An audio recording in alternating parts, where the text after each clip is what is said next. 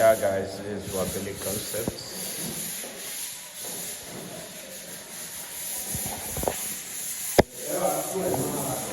TV console making and painting.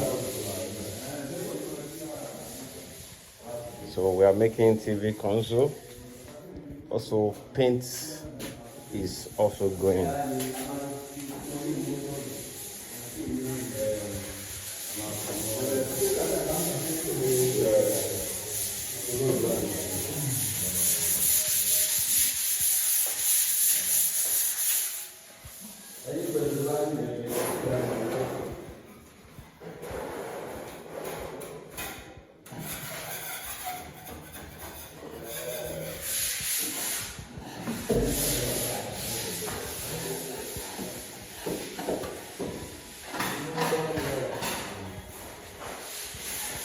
I don't go to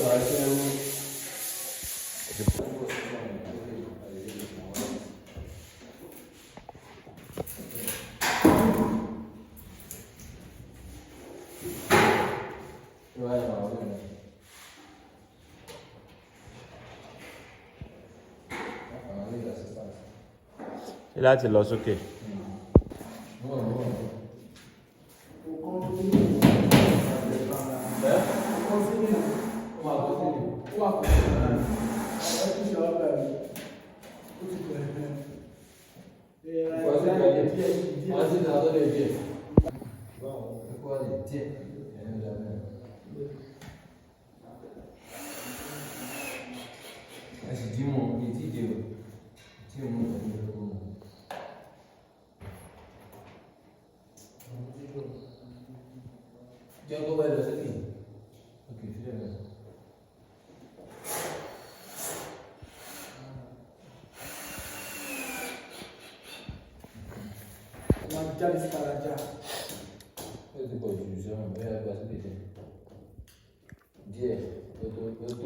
Ọpẹ́ ìyàwó ẹ̀ máa ń dáná lé.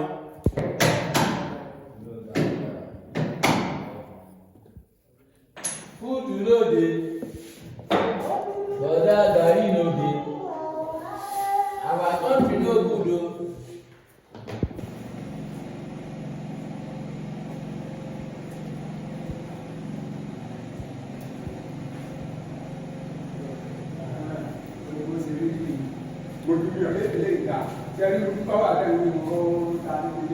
Yay! It's coming out, man.